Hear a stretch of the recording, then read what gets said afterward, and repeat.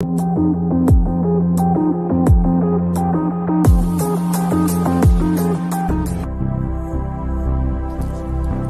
to the paranormal and metaphysical world of Twilight Tonight.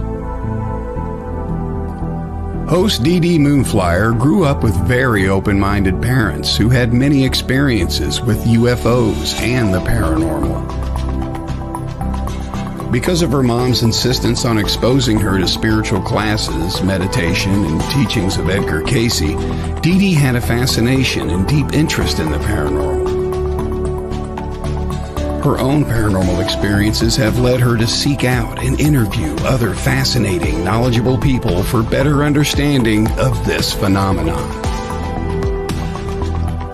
Now, your host of Twilight Tonight, DD Moonflyer.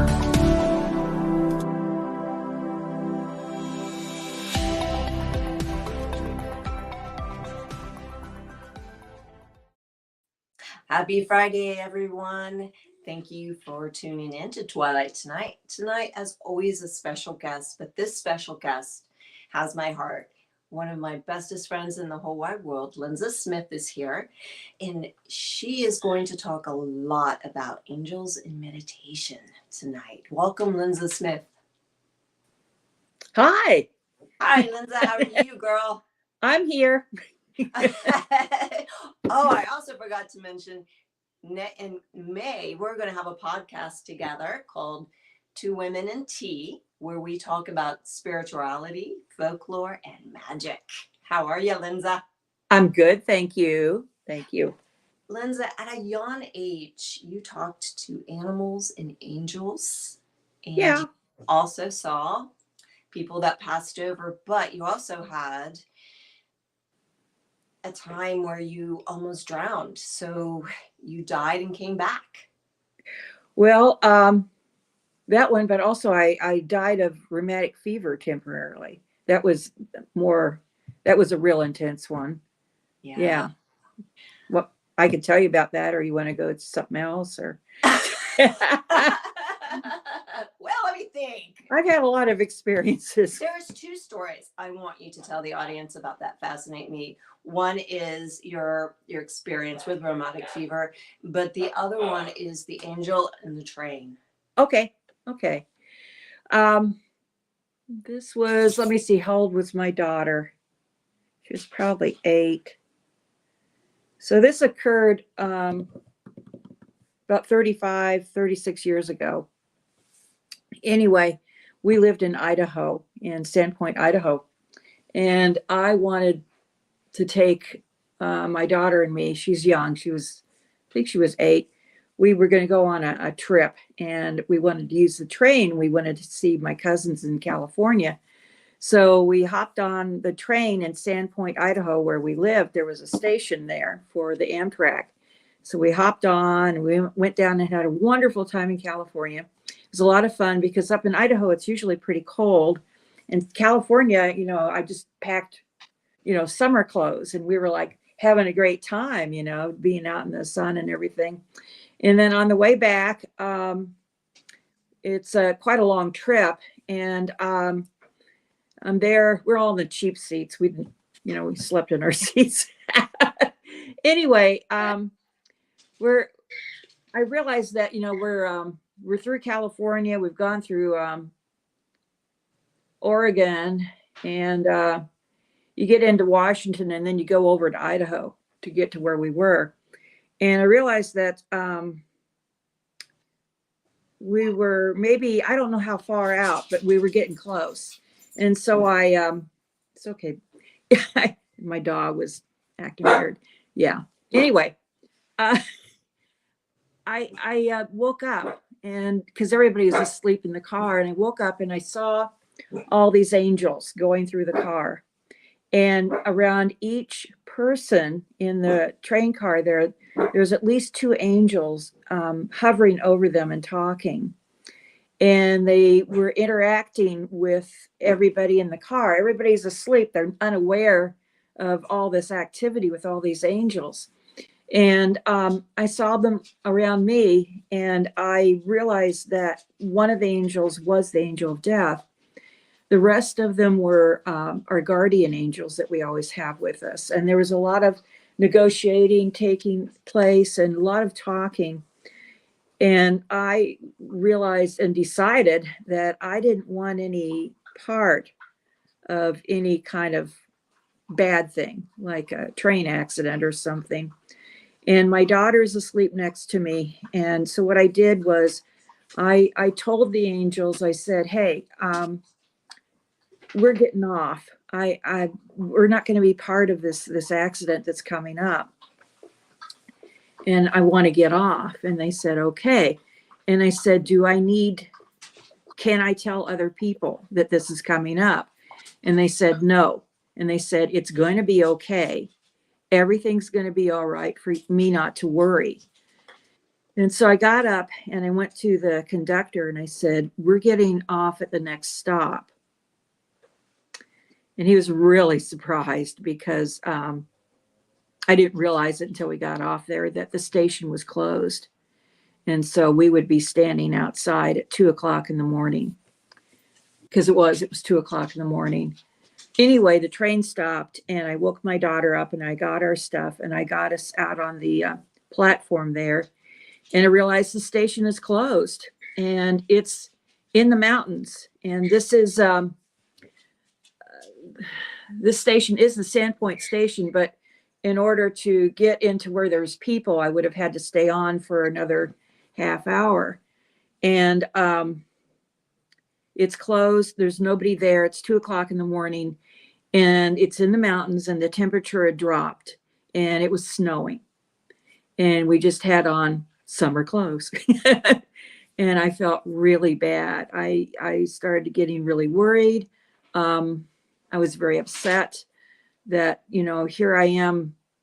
I've risked our lives getting off when it's this cold, And I was getting very upset. I was looking through our luggage, trying to figure out what we could put on. Maybe we put on everything we had, hoping that it would keep us warm. And before I grabbed anything out of the suitcase, I looked up and I saw this car come driving up into the driveway. But it was a really kind of, I don't know, it was kind of like a hatchback. And the color of it was really weird. It sort of was like a dark blue or whatever, but it kind of blended in with the night. And I thought, wow, that's an unusual color, And there was a lady in there. She was a middle-aged lady. She leaned out the window and she said, "Are you looking for a ride?" And I said, "Yes, please." And so I got my daughter. I'm carrying her and dragging the suitcase. Got over to the car and she goes, I go, "What are you doing here?" And she goes, "Oh, I do. I'm a part-time cabbie and I just couldn't sleep tonight. So I thought I'd come and see if I'd check here and see if somebody needed a ride." And I said, I'm so glad that you've shown up. And so I got my luggage in the back and I got Oceana, my daughter, in the seat next to me. The lady said that she had a bad back and couldn't lift anything. So I'm doing all the work rather than getting any help from her. So we get in the car and I tell her where we need to go. And we start off on the road. And first thing I noticed was it felt like all the windows were open and it even felt like the windshield wasn't there because there was so much wind coming in. It was so cold. And I said, "Hey, it's really cold in here. Can we close the windows?" And she goes, "Oh no, I've got to keep them open because I won't stay awake." And I went, okay. So I'm holding my daughter as tight as I could because we were like really cold. And I'm like, oh Lord. So we got back to where we lived and I get out and I pay her and I have to get the luggage and all that stuff out. And I'm carrying my kid and I'm exhausted. And we lived in the basement apartment of this house. And the people that lived upstairs owned the house. And I rented from them. And so I get me and the kid downstairs with all our stuff. And we went to sleep. And about, might have been 2.5 hours later, all of a sudden I hear somebody pounding on the door, my door. And so I kind of stumble out of bed. I'm half awake. And I go to the door, and it's my landlord from upstairs. He used to be a cop, and he's like a first responder guy. And he goes, "You're alive." And I go, "Yeah." And I go, what's going on? He goes, "That train you were on, it derailed about 15 minutes after Sandpoint in the mountains. And I've been looking for hours for you because I knew you were on that train, you and your daughter." And he said that there was only minor injuries, nothing critical, but it did derail. And they had been turning over things looking for my daughter and me. They were in a panic. And I told him about the lady who said she was a part-time, I think she said her name was Margaret, that she was a part-time taxi driver, and that she had just come by and picked us up and brought us back. And he goes, "I haven't heard of anybody like that." And I said, you know, But she was it there. happened. It happened. So I was relieved that nobody had gotten hurt. I really was. Not real hurt, you know. And he was very happy that we were alive, you know. So he comes back later in that day. He had checked with all of his police and fire guys and everybody in town. I mean, he knew everybody. And he said, "There's no such person. There's no such person. There's nobody in this town or any of the surrounding towns that would have done that." And I said, "I don't know what to tell you. This lady was there." So my assumption is that the reason we felt the wind was this, the car part was probably an illusion. And yes, she couldn't roll the windows up because there weren't any. I guess it was the illusion in mine and my daughter's mind that we were in a car. So yeah. It's interesting. I know. When you were a child, you had many experiences, and you had like two of them, but the one that stood out to you the most was when you had romantic fever. Yeah. So that's not the only time you've been involved with angels. Yeah, true. So the romantic fever, can you tell that to the audience? Whew. Okay. I'd been sick for a while, and How old were you, Lenza? I was 6 years old. And I kept fainting at school. And my mother has a mental condition. She's not quite right. And the school would call home, and I guess she'd pick up the phone and they'd say, you know, "Your daughter's ill." And she'd say, "You're lying," and hang up. This went on for a couple of weeks, and they finally got a hold of somebody else in my family. And I got taken to the doctor, and they determined that I had rheumatic fever and that it was very serious, and that I was not going to live more than 3 or 4 days. I was dying. And my family decided not to have me die in the hospital. They brought me home, and I was in my bed. I was in a lot of pain. It's excruciatingly painful, that is. And I remember I started shutting down. You know how your body shuts down when you're dying. I couldn't move. I was becoming, I knew I was going. I could feel it. And the only thing that I was able to do was I realized when my mother came over, and I don't know if she was whispering or yelling, I couldn't tell, but I could hear her voice. And she said, "You need to tell them that I saved you. You need to tell me thank you for saving you," and all this stuff. And I thought, oh my God, I can't move. I can't speak.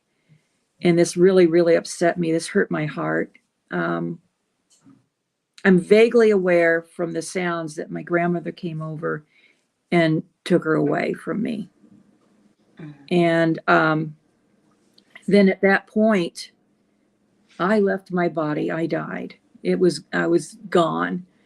And I saw myself leave my body and go up through the ceiling. I saw my grandmother collapse crying.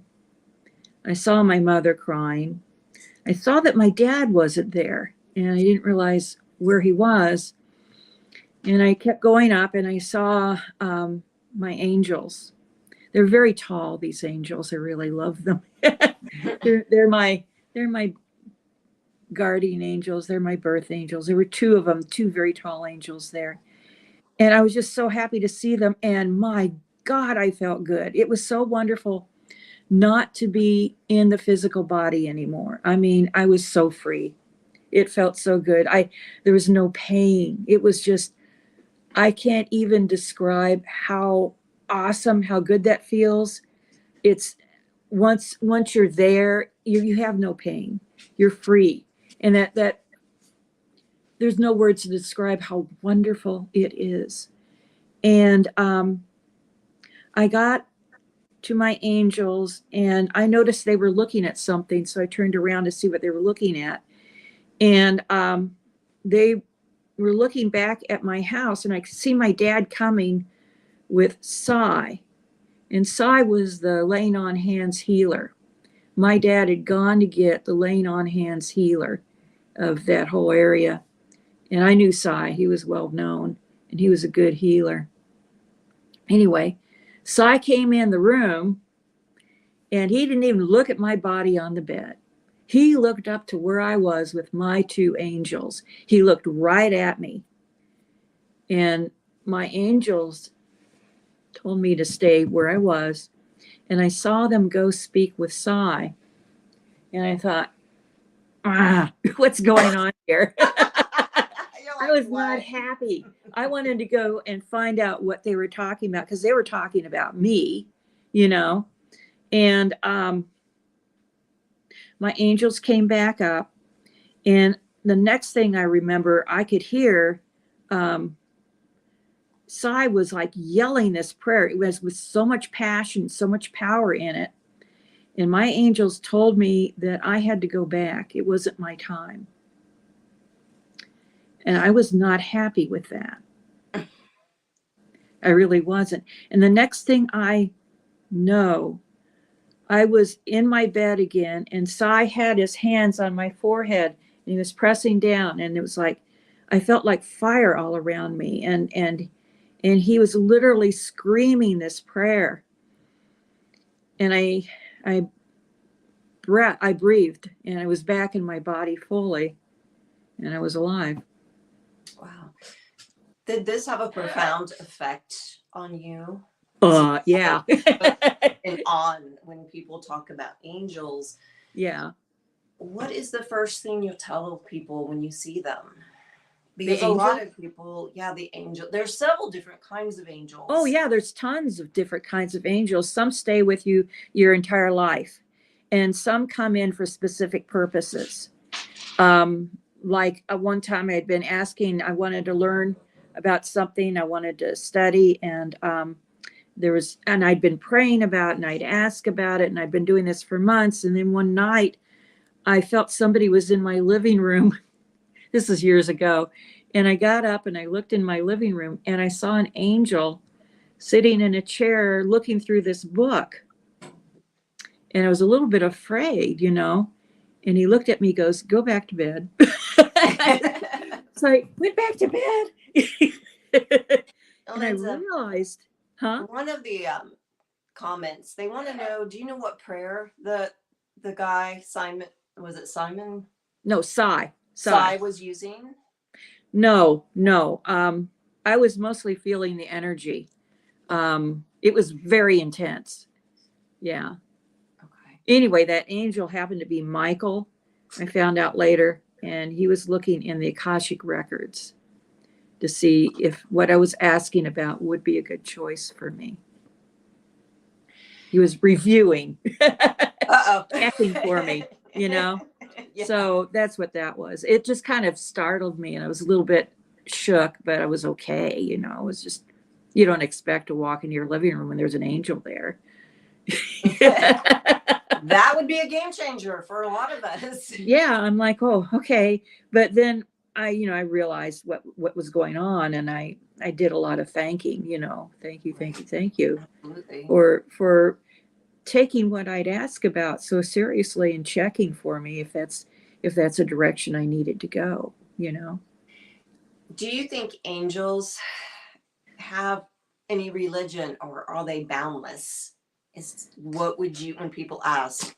They're not associated with any religion. They are beyond. The thing is, all of us, everybody, everything is light. Everything is spirit. Everything is, the physical is not real. The physical is an illusion.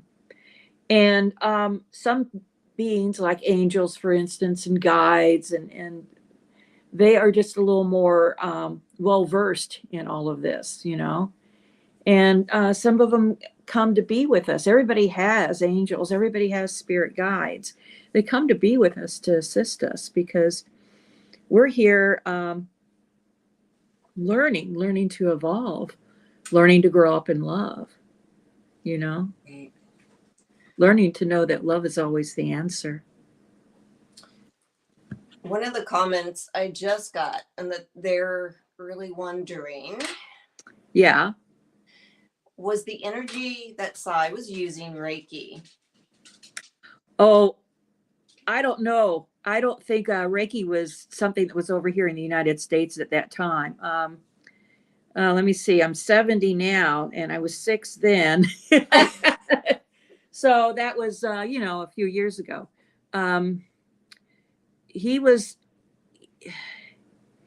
He could channel energy. He had done that always.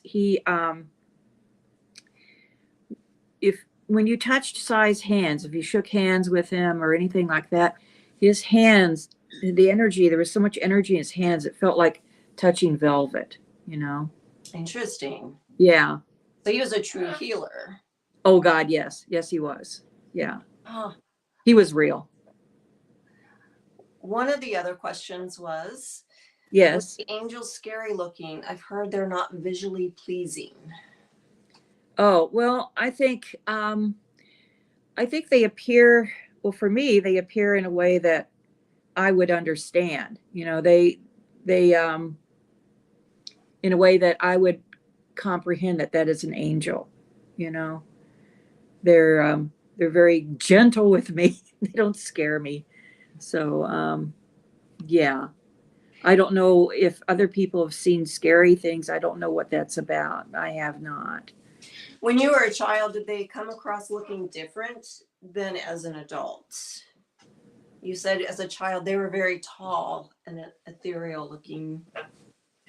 Yeah, I've still seen them being very tall.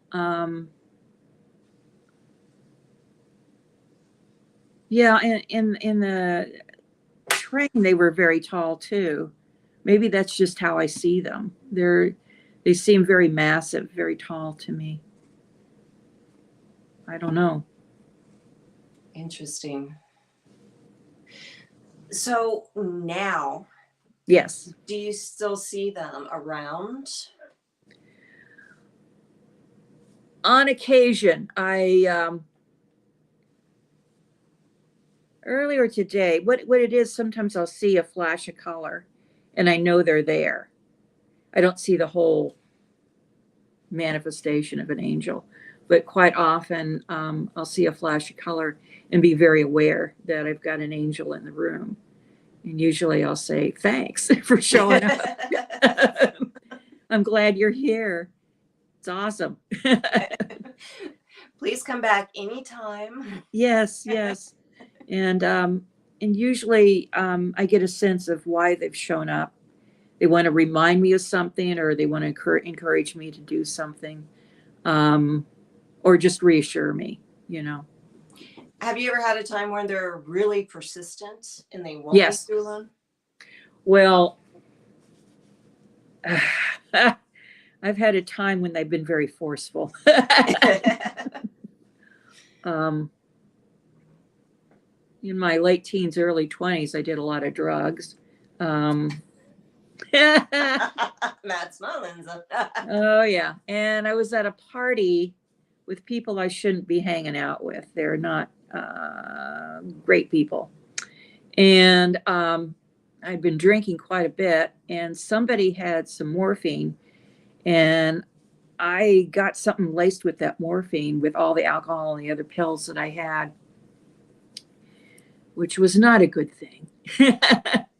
And all of a sudden, after I took a hit of whatever it was, I noticed my two big angels standing in front of me in this crowded room. And they came right up to me, lifted me up in the air, and threw me against the back wall. And I hit the wall and I slid down, and I went, okay. And everybody in the room in that party go, oh my God, she flew backwards. How did that happen? And I'm like, I'm just mentally communicating with them, and they're advising me not to ever do this stuff again. Yes. And you never did you?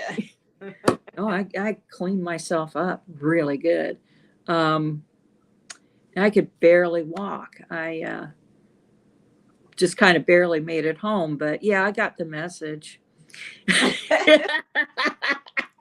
We're going to go to a short break, and when Okay. we come back, Lenza's going to turn off her ceiling fan because it's making flashes behind you. Oh, it's this light over here. I'll turn that one off. Okay. And we're going to talk a little bit about how important meditation is. Okay. And if we're lucky, we might get to hear her sound bowl, and how meditation can really help you communicate with the angels. We'll be right back. Okay.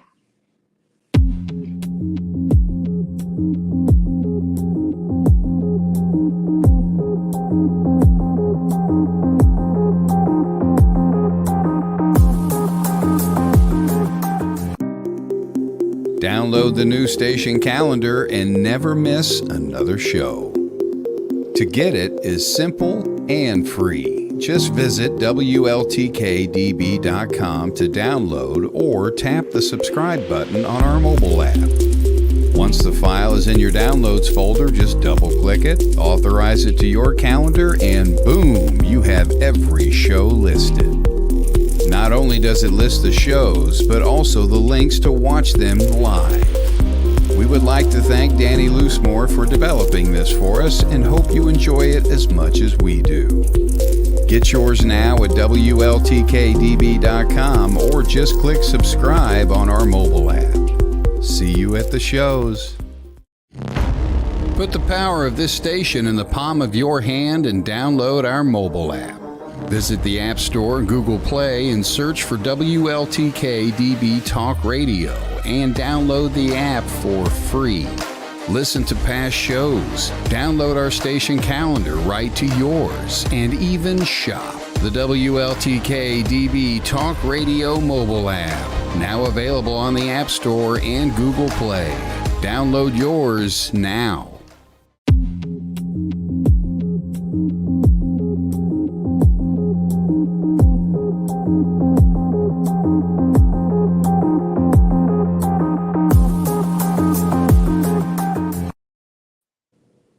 We're back with Lenza Smith, and boy, we got flip-flopped here, Lenza. I know. I saw that. We're going to talk a little bit about the importance of meditation, how it heals, how it helps you with stress and communication to the other side, including angels. Could you talk a Yeah. little bit about that? And how many years have you been doing meditation? Well, gosh, I'm not consistent every day, but I first started meditating when I was in my early 20s. So it's been a lot of years. There's different methods that I use. It depends on what I'm trying to do. A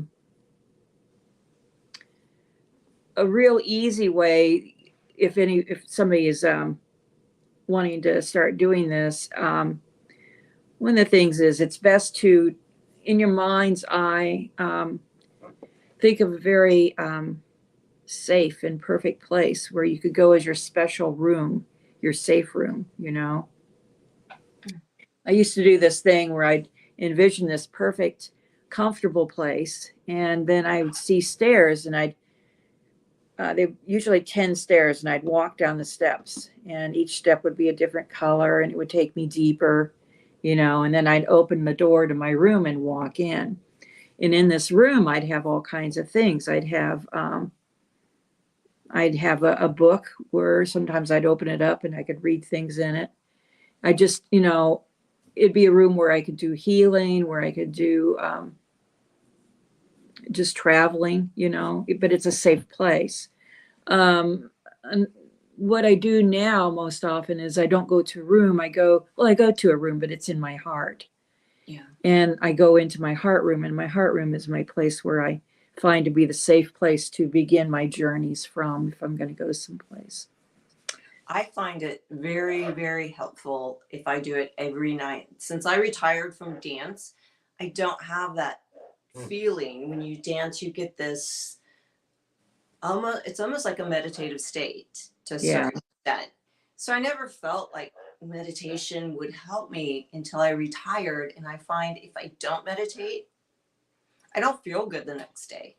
I don't feel very grounded. Does it help you feel grounded? Oh yeah, especially when I tell myself when I'm coming back out that I'm grounded, and I wiggle my toes and my feet, and I you know, make sure that I feel my feet.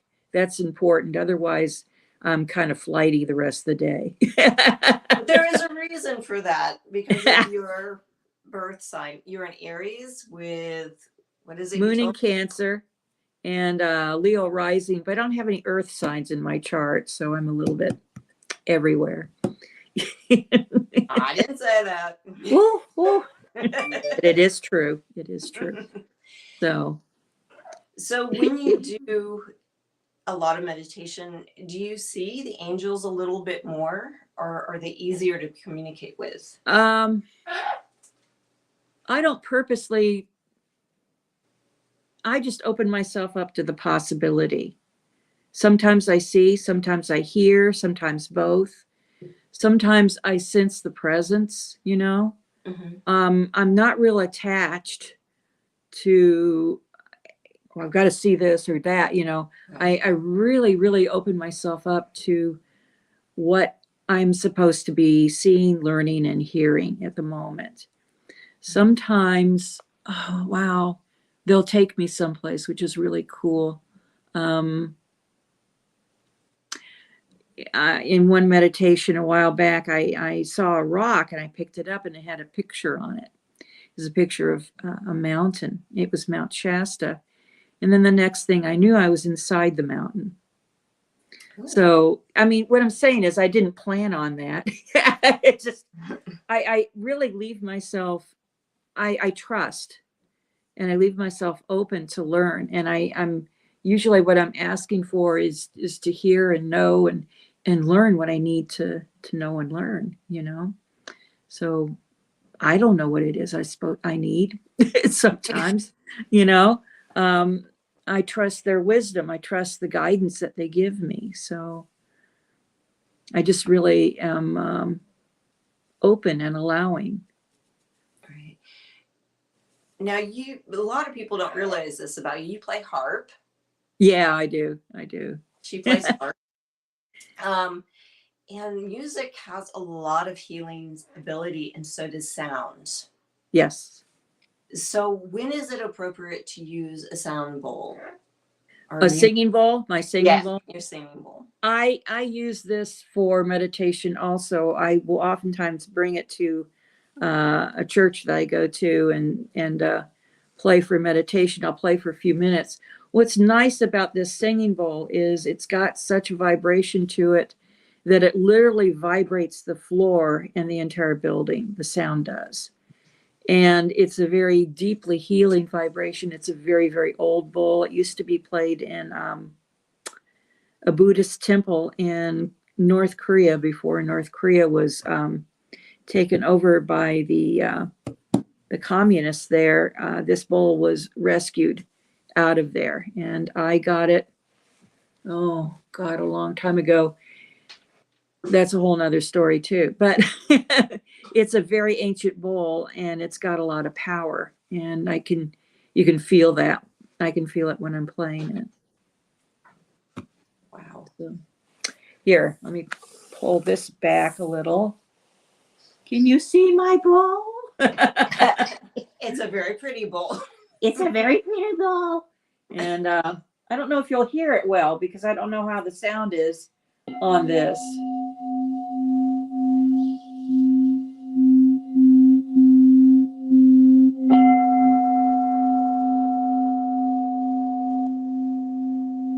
It's very pretty. So you hear it? Yeah. Okay, it's vibrating the table I'm sitting on. It's vibrating the floor. I don't know if you can still hear the vibration, but it's intense. Oh, yes. And it keeps going. It'll go past what you can hear because the vibration is so deep. It'll go for a long time, you know. Lenza, you said that bowl is from North Korea? Yeah, originally in a Buddhist temple. How did you get it? Oh God. Okay. I was in San Luis Obispo, California, and I was kind of walking around in the old section of town, and I saw this decrepit, I went to this back alley. I saw this decrepit building. This is just so funny. I thought, wow, you know, and on this building, this little wooden shack, there was a sign that said the oldest Chinese dry goods store in North America. And I went, that's right. This is where the Chinese had been brought, the ones that went to work on the Intercontinental Railroad, right?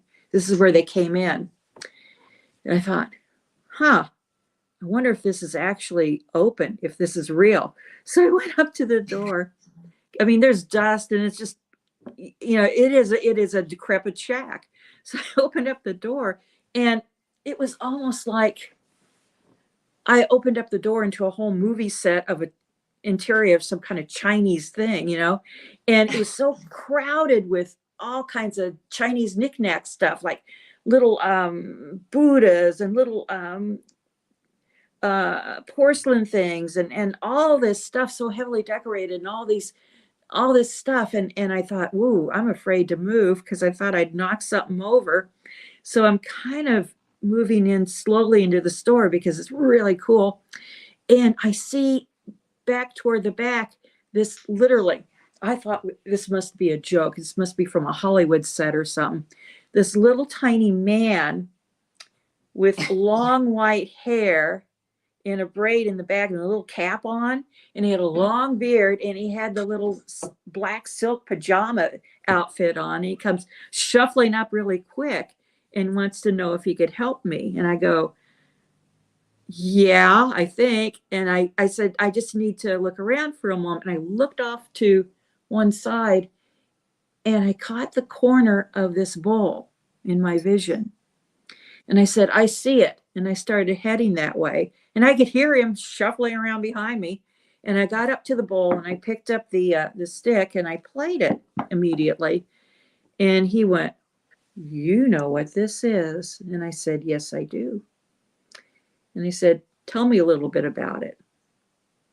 And he said, this had been rescued from a Buddhist temple. The temple was very ancient. So the bowl is ancient, but it had been rescued before the Chinese came through because they were burning all the Buddhist temples because, the communists didn't want religion. So fortunately, this bull had been rescued. And I said, I want this bull. And I said, how much? And he stood back and he looked at me for a very long time. And he said, $90. And that's very interesting because it's exactly how much money I had in my purse. Oh, wow. So I went, okay. You're like, I want this. Yes.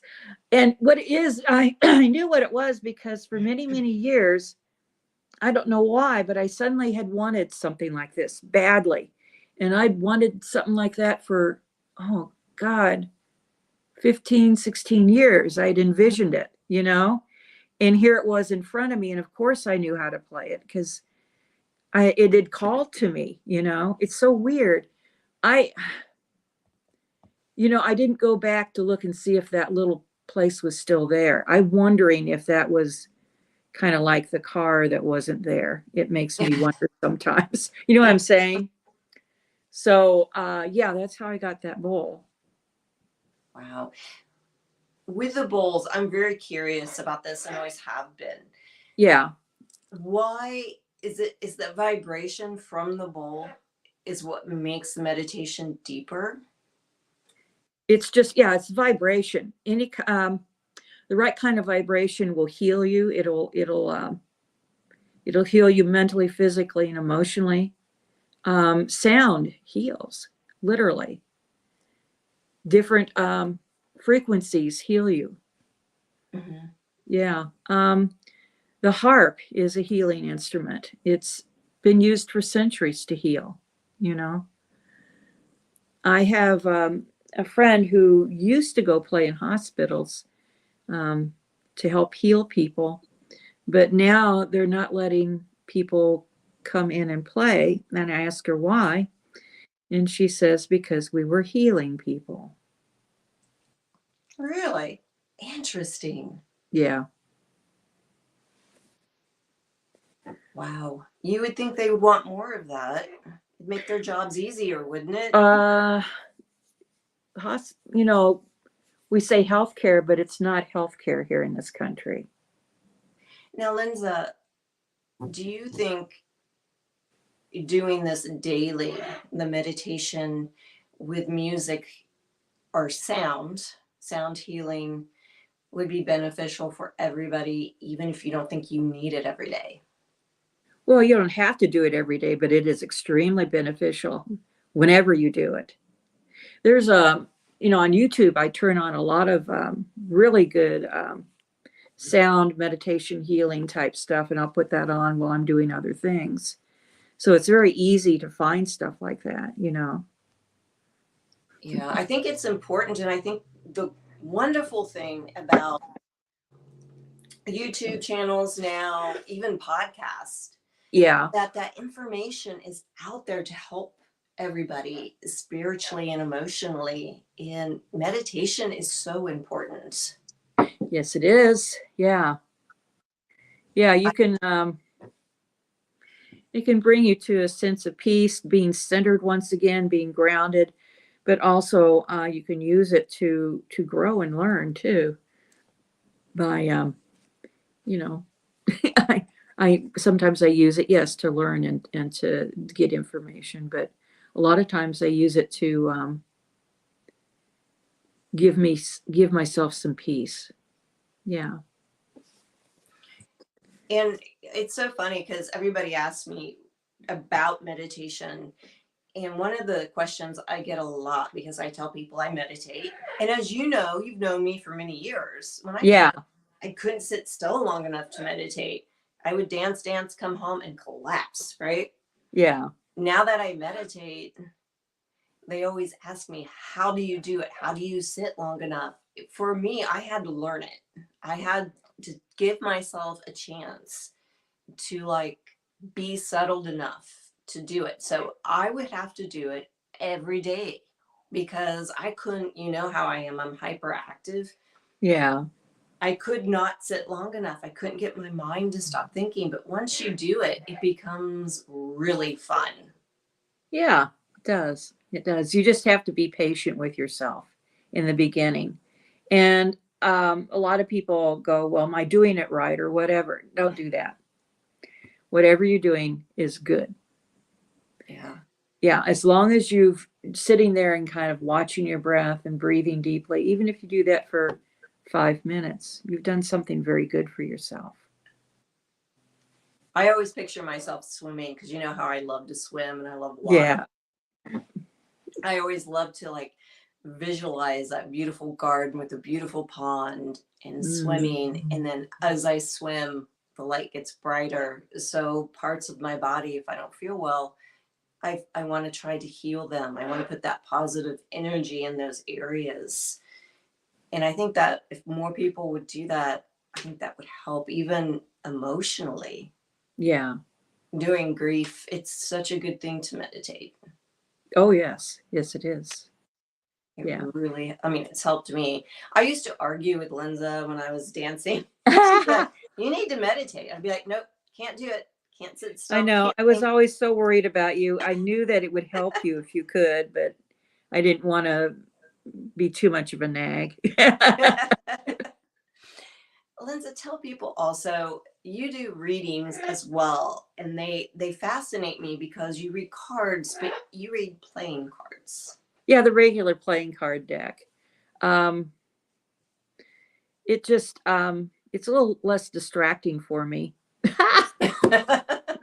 When I look at the tarot, there's all these pictures and things on it. What I like about just reading a plain deck of cards is I'm really picking up more on the energy, is what I'm doing. And I don't know why, it just seems less, it seems more direct for me. I do one reading, which I like to do. It's just kind of a very general reading, but it covers all the bases when I do one for people. It's just, you know. Do you when before you do any readings, do you talk about grounding a lot? Do you do a small meditation? What I do is it's more like a small prayer, you know. I will envision, it depends on where we're at or what I'm doing, is I might put my hands around the deck, or I might envision this this bubble of light around us, and I will know and see in my very beingness that there's angels, there's guides, there's this beautiful energy there to guide us and to assist us in the reading. You know, yeah, that's all. You've been doing that a long time, ever since I met you, and that's, I'm not going to say we've known each other. It's been a long time. Yeah, actually, first time I got a deck of cards to do a reading, it was a tarot deck, and I was late teens, early 20s. Yeah. I remember when you've read for me many times. But I remember the first time it was with playing cards. Yeah. That you read, and I found that really fascinating. It's just because I can be anywhere, and if I want to do a reading, all I have to do is go get a deck of cards and boop, I can read something, you know. It's so friggin' convenient. And you know, they're easy to shuffle. Oh. What can I say? You know, and it's like you know, it's, for me, it's more feeling the energy and using intuition, you know, and also the cards, I'm also using a bit of numerology with it too, because the cards are numbered, you know, and I'm picking up on numerically what's going on, and just, you know, it's hard to explain. In this time, we're all feeling this huge change spiritually, and I think one reason why people are fascinated with metaphysics or the paranormal, anything spiritual, this energy shift we're all going through right now, Yeah. does this affect your meditations? Does it affect your readings? How is it affecting you? Oh, ha. Things are getting very intense. There's just feels like a lot of stuff is hitting me all the time, emotionally and mentally. And those are the times I should meditate, because Do if you I want me to call you? if I do sit down and if I do take a moment, even if it's a couple minutes, I can balance that out, because the energy is very, very intense. Lots of things are happening, and I have to get my mind right again, because if I let myself get caught up in the chaos, that is not helpful. That's not going to help me at all, or help anyone at all. So to bring your back, when you do meditation, you've brought yourself back to center. You've got to come back to your center point, back to where you're really at. You're not this person all the way out here. Your spirit, your heart, everything's just right here. And you want to bring yourself back into your heart, back into your center, back into who you truly are. That's what you're doing when you do that. Do you think in the spring things are going to get a little lighter, or do you feel a more heaviness? There's lots of things happening. I'm hoping things will get lighter. I love the spring. I'm voting for it. I'm voting for it. There's a lot of shifting going on. Astrologically, I know that Pluto's making some big movements, and Pluto is a really intense planet. I think it's been in Capricorn, and it's moving into Aquarius toward the end of March here. And Pluto stays for many, many years. And the last time Pluto was in this position, you had the American Revolutionary War, and then the revolution in France. Mm-hmm. And these were movements toward freedom for people and democracy and things like that. Pluto is a very, it's real intense. Whatever's going to happen this time around will be very interesting. We'll just have to hold on. Hold on for the ride, whatever's going on, Right. It is a very difficult energy shifting going on. Everyone can feel it that I talk to. If they don't realize it, they know something's going on. Yeah, they know something's up, but it's hard to verbalize, or right. Yeah. If you could give somebody advice, speaking to their angels, what would it be? To contact and speak with your angels? Okay. With your angels. What I've done over the years is I do this little thing where I say I'm clairvoyant, I'm clear seeing, I am clear hearing, or clairaudience, I'm claircognizant, clear feeling, clear knowing. And what I'll say is I ask for help in being clear seeing, clear hearing, and clear knowing. I ask my angels to assist me that, so I can hear and see and understand what they're telling me. And the big thing is I'll get centered and remind myself of who I am, that I am love, and that I'm loved, and I'm spirit, those kind of things. I'm just, remember who you are. Remember who you are. And your angels are always with you. So if you ask, they will respond. They are so excited to do anything for you. That's what their whole purpose is. They want to help you. This is what they do. And you can facilitate it and help by being open and receptive and trusting. Actually, trusting is big too.